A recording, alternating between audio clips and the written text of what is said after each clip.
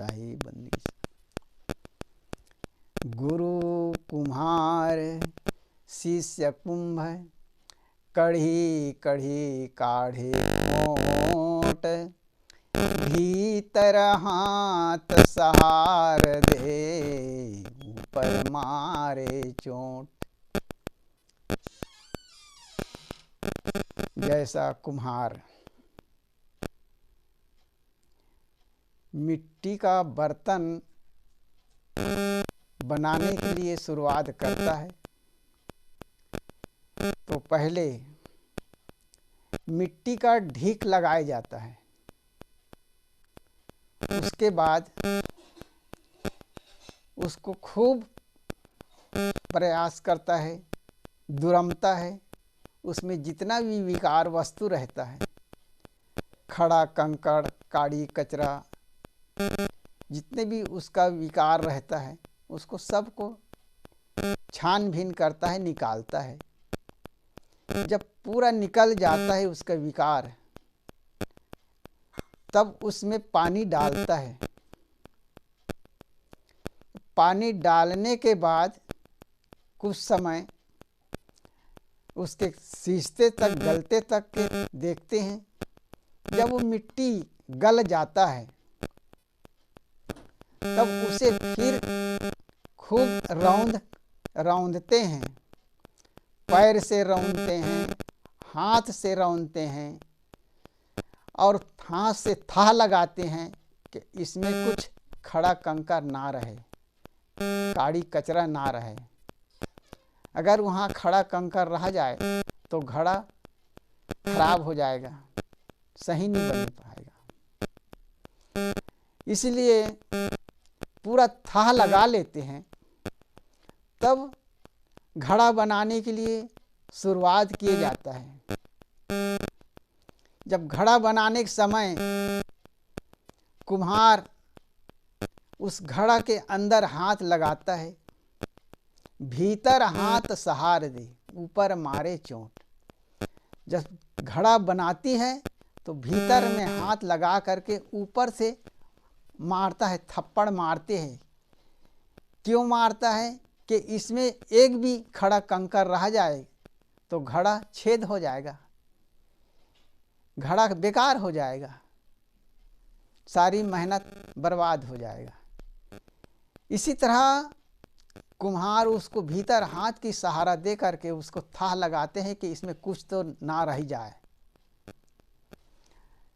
जब उसमें कोई पता नहीं चलता, कचड़ा का ना गोटे पत्थर का पता नहीं चलता, तब वह घड़ा को रखता है और सुखा देती है।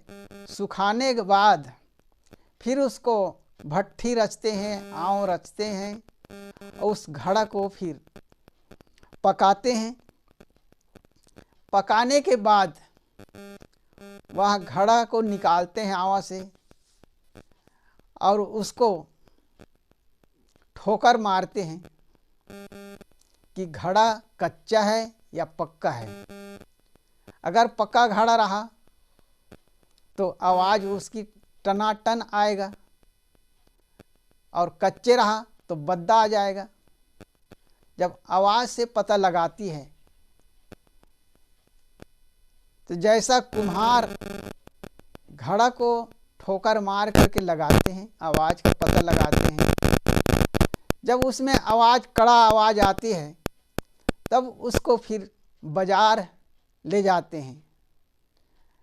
पका करके बहुत अच्छे सुंदर बना लेती है, कलर डालती है, सुज्जित करते हैं, बड़ी सुंदर। सुंदर बनने के बाद चाहे उसमें पानी भरो या भोजन बनाओ, सबको सेवा करने लग जाता है। मनुष्य का उदर भरती है, पानी पीते हैं, भोजन बनाते हैं, सब्जी बनाते हैं, जो भी जैसा जरूरत पड़ता है। लेकिन उसको कुछ नहीं होता।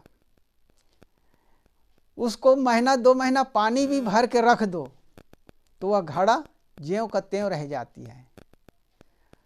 उसी तरह गुरु जो है अपने शिष्य को शिष्य बनाने के लिए जितना उसके शिष्य में बुराइयां रहता है, काम, क्रोध, लोभ, मोह, छल, कपट, चारी, चुगली, निंदा, खोरी, झूठ, लबारी, जितना भी उसके हृदय में विकार भरा रहता है, कुम्हार के भांति उस शिष्य का थाह लगाते हैं। साल भर, 2 साल, 6 महीना उसको रगड़ करते हैं, सत्संग कराते हैं, भजन गवाते हैं, सेवा कराते हैं, कपड़ा धुलाते हैं, सब काम कराते हैं कि इसमें कितना क्षमता है।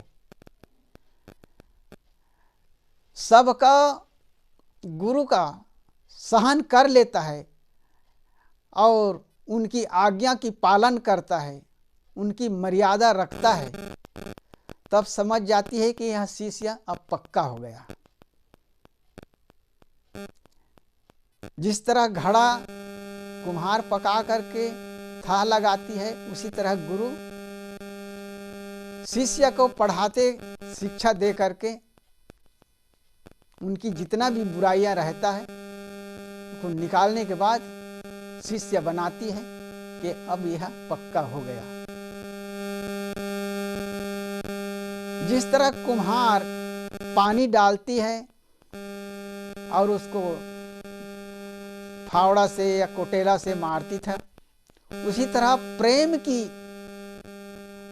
की पानी डालता था शिष्य के ऊपर और ज्ञान की डंडा से पीटता है।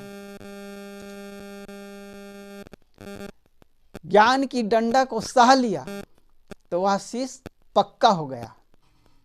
अगर ना सह पाया तो कच्चा हो गया, वो भाग जाता है, फिर वो शिष्य के काबिल नहीं रहता है। जिस तरह कुम्हार घड़ा को बना करके, पका करके सुज्जित करते हैं और बाजार में ले जाते हैं, जब घड़ा मजबूत आती है तब ग्राहक आ जाते हैं, खरीदने वाले खुशहाली से ले जाते हैं। इसी तरह अगर घड़ा के समान अगर शिष्य पक्का हो गया तो उसको अपने गुरु अपने साथ में ले जाते हैं और अपनी बराबर करते हैं, तो गुरु और शिष्य में कोई अंतर नहीं रह जाता। तो इसलिए कहा गया है, संत बड़े परमार्थी, शीतल उनकी अंग, तपन बुझावे और को तो दिए अपना रंग। गुरु शिष्य को सुज्जित कर करके, सुंदर बना करके, सुंदर उनकी आचरण, सत्यम शिवम सुंदरम, उनको सुंदर बनाती है। जैसा घड़ा को कुम्हार सुंदर बनाती है, चमकदार बना देती है और कितना उसमें शक्ति डाल देता है, चाहे वो महीना भर भी पानी भर के रखो तो कुछ होता नहीं। और वो संत की लक्षण वही है। जब पका हुआ घड़ा को अगर और मिट्टी में मिला दो तो मिट्टी मिल जाएगा, तो कभी नहीं मिलता, वो अलग ही रहेगा। उसको फोड़ भी दो, फोड़ के टुकड़ा भी कर दो और दूसरा बार उसी घड़ा को और मट्टी और घड़ा बन जाए कहो तो नहीं बनता है। उसी तरह संत का लक्षण है, एक बार वो संत बन गया तो दोबारा परिवार में जाता नहीं, सुज्जित हो जाता है, पक्का हो जाता है, तो वो त्याग वैराग्य हो जाती है। जैसा कमल का फूल का दृष्टांत देती हैं, कमल का फूल तालाब में होता है, कीचड़ में होता है, और वो कीचड़ से ऊपर आ जाती है तो उसमें ना तो चिखल लटकते हैं, ना तो पानी टिकता है, झड़ जाता है। उसी तरह फूल की तरह गुरु शिष्य को कमल के फूल की तरह बना देती है, सुज्जित कर देती है और सबसे अलग हो जाती है, पक्का हो जाती है, तो उनका भी अपने सामान्य बना लेता है और गुरु और शिष्य एक समान हो जाता है।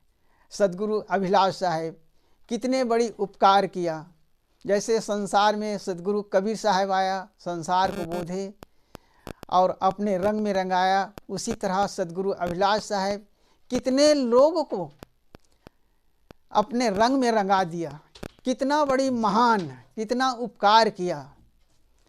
इसलिए कहते हैं उपकारन उपदेश दाता मुक्ति मार्ग सतगुरु। मुक्ति की राह बताया और मुक्ति की राह बता के आत्मा को परमात्मा में मिलन कर दिया। जैसा समुद्र में पानी, नदियाँ नाला का पानी जा कर के मिल जाती है, उसी तरह आत्मा से परमात्मा में जा कर के मिल जाती है। एक समान, कोई अलग नहीं होता। अब तो ज़्यादा ना कहते हुए मैं इसी शब्दों के साथ अपनी वाणी को विराम देता हूँ। बोलिए सद्गुरु देव की जय। साहे बंदगी।